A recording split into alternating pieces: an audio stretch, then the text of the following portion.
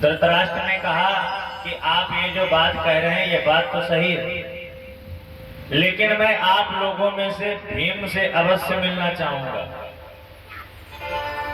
आप हमारी सेवा करना चाहते हैं, आप हमें बिल्कुल माता पिता की तरह समझते हैं, अच्छी बात है, लेकिन एक बार हमें भीम से मिलवा दो। धृतराष्ट्र ने कहा, अरे अंधे राजा की आंखों में अपराधी भीम भयानक था।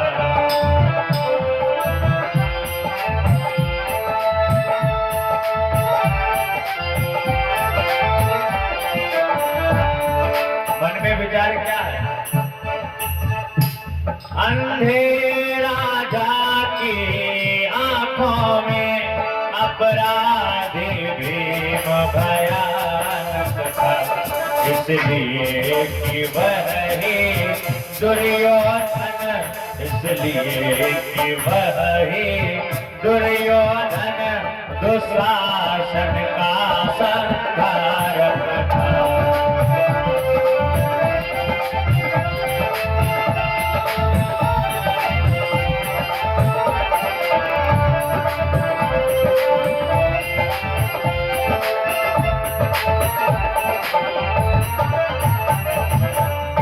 पांडवों का भाव क्या है कि आपके घर में कोई बचा नहीं, आप माता पिता बनकर के हमारे साथ चले, हम आपकी विधिवत प्रकार से सेवा करेंगे।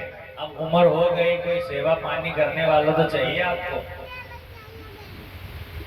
तो धृतराष्ट्र ने एक ही बात कही कि आप हमें लेकर के चलना चाहते हैं, ये तो अच्छी बात है, पर आप लोगों में से जो भीम है ना, आप कृपया करके उन्हें आगे कर दीजिए।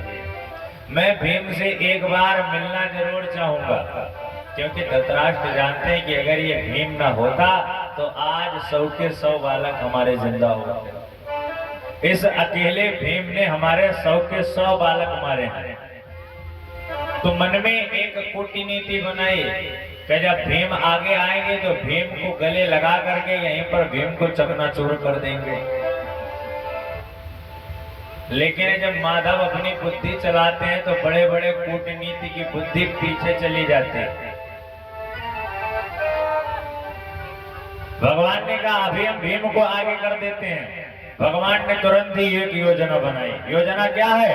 अरे हरि रचना तो कैप को नर कीन्यो, हरि रचना कैप को नर कीन्यो, लोहक चोण आगे कर दीन्यो।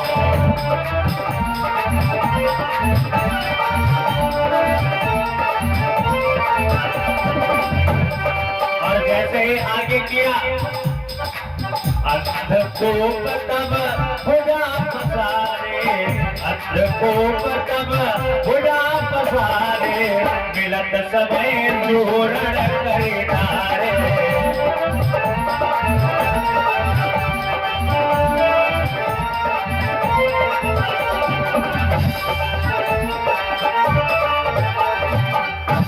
भगवान जान गए कि ये भीम को मार देगा, क्योंकि उसकी भुजाओं में बहुत बल है। तो भगवान ने क्या किया है कि लोहे की मूर्ति बनवाई जो बिल्कुल भीम की तरह थी, और आगे कर दिया। बस यही चीजें हमारे घर में महाभारत करवा दी। महाभारत की कहानी से आपको ये सीखना चाहिए कि ये जो चीजें हैं ना, पांडव क्या कहते हैं? पांडव कह रहे हैं कि आपके घर में कोई बालक नहीं बचा है, आप बुजुर्ग हो गए हैं, आप हमारे साथ चलिए, हम आपकी सेवा करेंगे। और धृतराष्ट्र क्या है? धृतराष्ट्र के मन में ये गंदा विचार है कि भीम ने हमारे बेटों को मारा, अब हम भीम को मार देंगे।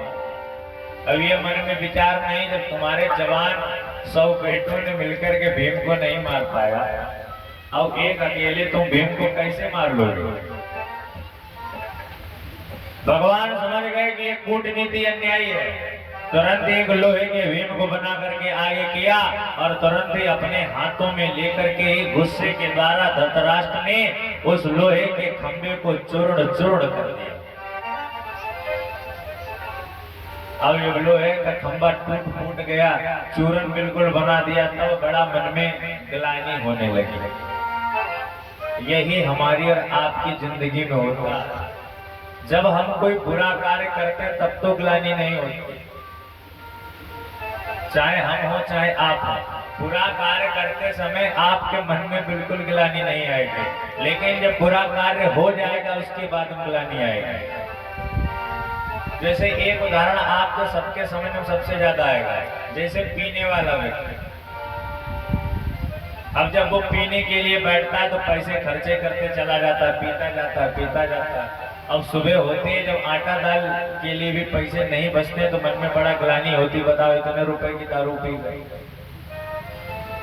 हम अपनी जिंदगी में कोई गलत कार्य कर रहे होते तब तो बड़ा आनंद आता है कि चलो हमने ये कार्य किया। किसी को लूटते हैं, किसी के साथ 420 करते तब तो बड़ा आनंद आता है, लेकिन बाद में कहीं ना कहीं जाकर के हमें ग्लानि अवश्य होती है कि ये जो कार्य किया हमने गलत किया।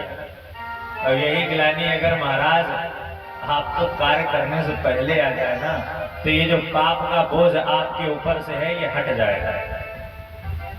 और इसके बाद आदमी सोचता है कि हमने ग्लानि कर ली, समझ लो कि जो हमने पाप किया है वो मिट जाएगा। ऐसा बिल्कुल होने वाला नहीं है। आपने जो किया है वो आपको भरना पड़ेगा। अच्छा किया है तो अच्छा भरिए, बुरा किया है तो बुरा भरिए। ये मत सोचिए कि अच्छे कर्मों के बल पर आप बुरे कर्मों को मिटा देंगे। बुरे कर्मों का फल, आपने अगर किसी के साथ गलत कार्य किया है, तुम चाहे कितनों पूजा पाठ कर लो, तुम्हारे साथ गलत होके रहेगा। ये पूजा पाठ पुण्य तुम्हारे साथ होने वाले गलत कार्य को बचा नहीं सकते, क्योंकि तुम पहले से किसी के साथ गलत किए बैठे। कई सारे प्रमाण हैं। भगवान रामचंद्र को देख लीजिए, शुभकर के बाण मारा था पहले, अब वो तो भाई भगवान है, लेकिन अगला जब अवतार लिया भगवान ने तो उसका फल मिला कि नहीं मिला। अब सोचो जब भगवान को, अब भगवान को हमसे आपसे ज्यादा पुण्यवान रहे होंगे। रामचंद्र जी ने अपने जमाने में भाई बहुत से यज्ञ किए होंगे कि नहीं। जब पूरा राज्य जीत करके आए, आप सभी लोग देखते हैं अश्वमेध यज्ञ किए। ये जो छोटे छोटे सब यज्ञ को करने के बराबर एक अश्वमेध यज्ञ होता है। तो हजारों जब अश्वमेध यज्ञ कर दिए तो वो पाप धुल जाना चाहिए था कि नहीं, लेकिन वो पाप धुला नहीं। पाप पाप के खाते में जाएगा, पुण्य पुण्य के खाते में जाएगा। तस्मात् शास्त्रम प्रमाणन्ते कार्य कार्य व्यवस्थित। जैसा करोगे वैसा भरोगे, ये भगवान का नियम है। ये तो कर्मों की खेती है, जो बोएगा सो पाएगा। अब पेड़ लगाओ तो आम का, अब आम के पेड़ में कभी अमरूद नहीं लगेंगे, चाहे कैसे भी आप खाद बीज ला करके उसके जड़ में डाल दें। जो बोया है वही मिलेगा। अब जब गलत कार्य कर लिया, गलत कार्य करने के बाद अब तो बड़ी अंतरात्मा में ग्लानि हो रही है। बताओ, हमने भीम को मार दिया। भगवान कहे तुम्हारे बस की नहीं है जो तुम भीम को मार पाओ। तुम्हारे 100 बेटे मिलकर के भीष्म पितामह द्रोण कर्ण जैसे महारथी जब भीम को नहीं मार पाए, तो तुम्हें क्या लगता है तो तुम गले लगाते भीम को मार दोगे। मैंने प्रतिज्ञा ली है कि 5 में से ये 5 हमेशा बने रहेंगे, ये कम होने वाले नहीं है। जब इस धरा धाम को छोड़ करके मैं चला जाऊंगा, समझ लेना इन 5 को अपने आप में ये सृष्टि है मिला लेगी। अब जब तक हम हैं तब तक इन्हें मारने वाला कोई नहीं। अब तो धृतराष्ट्र के साथ साथ गांधारी को भी बड़ी व्याकुलता होने लगी कि बताओ बेटा, हमें अपने पास रखने के लिए जो आया था, हमने उसी बेटे को मार दिया। बहुत प्रकार से आज भगवान ने गांधारी को समझाया कि देखा, जो विधि का विधान है ये सब वही होगा। जो हमने पहले से तय किया है वही सब होने वाला है। अब कोई किसी को नहीं मारता, अपने अपने कर्म ही लोगों को मारते। नैनम छिन्दन्ति शस्त्राणि नैनम दहति पावकः न चैनम क्लेदयन्त्यापो न शोषयति मारुतः। अरे ये आत्मा तो अजर अमर है, इसे कोई मारने वाला नहीं। बेकार का आप ग्लानि मत करें। भगवान ने बहुत समझाया, लेकिन क्या हुआ? अरे पर उस शोक समुद्र को बेबी सके न तार, जीवन की सब युक्तियां गांधारी ने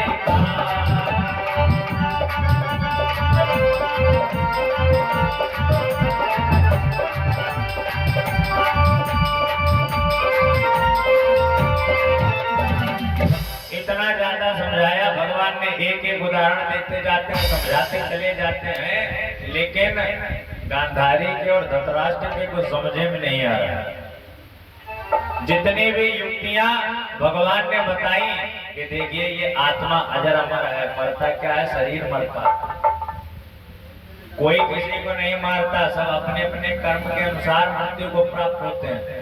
विविध प्रकार की युक्तियां बता दी, लेकिन गांधारी के समझ में आने वाला नहीं है, क्योंकि गांधारी के अगर समझ में आने वाला होता तो कुछ दिन पहले ये सब समझ में आ गया होता, इतना बड़ा महाभारत का युद्ध नहीं होता।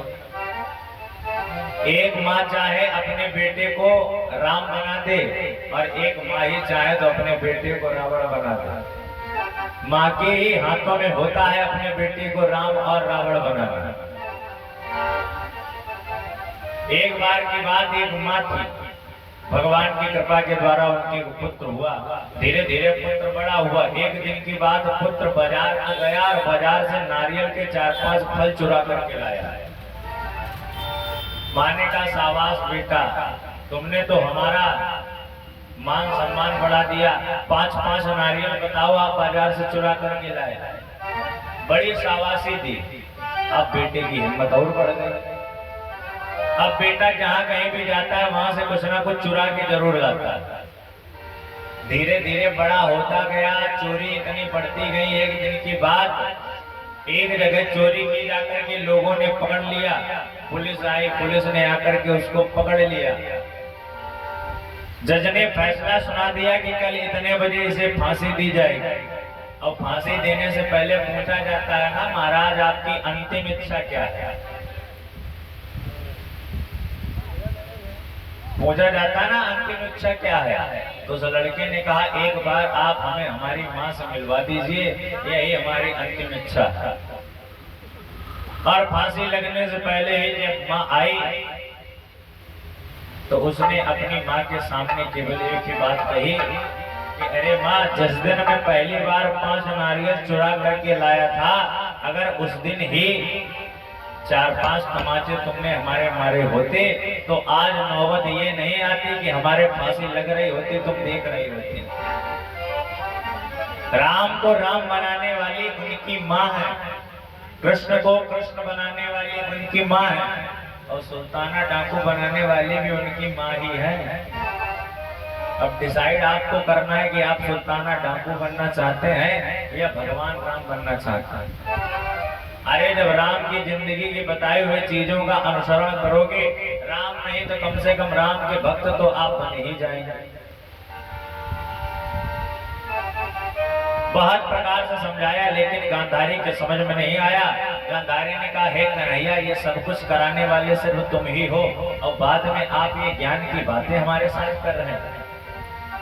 गांधारी ने तुरंत ही नारायण को श्राप दे दिया। गांधारी ने कहा, अरे तुम भी निज कुल नाव को यदुनाथ बिलपता देखो।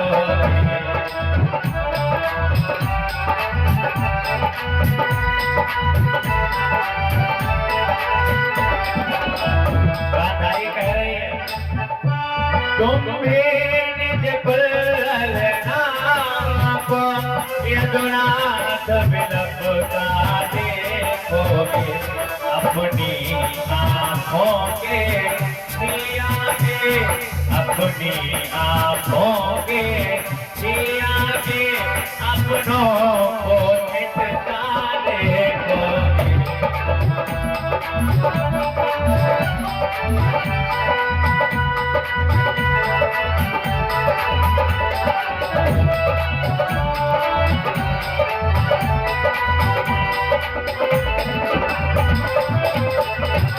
गांधारी ने तुरंत ही नारायण को श्राप दे दिया कि ये जो कूटनीति बना करके तुमने कुरुवंश में एक भी पुरुष नहीं छोड़ा, ये जो कूटनीति अन्याय की तरह तुमने पूरे पूर्ववंश के लोगों को मिटा दिया, जाओ कन्हैया मेरा श्राप है। ऐसे ही गांधारी जिस प्रकार से आज खड़ी है ना, जिसके सामने उसके 100 बेटों को मार दिया गया, ऐसे ही तुम भी खड़े रह जाओगे और तुम्हारी आंखों के सामने ही पूरा यदुवंश मिट जाएगा। लेकिन कन्हैया तुम खड़े खड़े देखते रह जाओगे, तुम कुछ नहीं कर पाओगे। गांधारी ने श्राप दे दिया, अरे हलधर सहित और सकल परिवार एक दिवस सब हो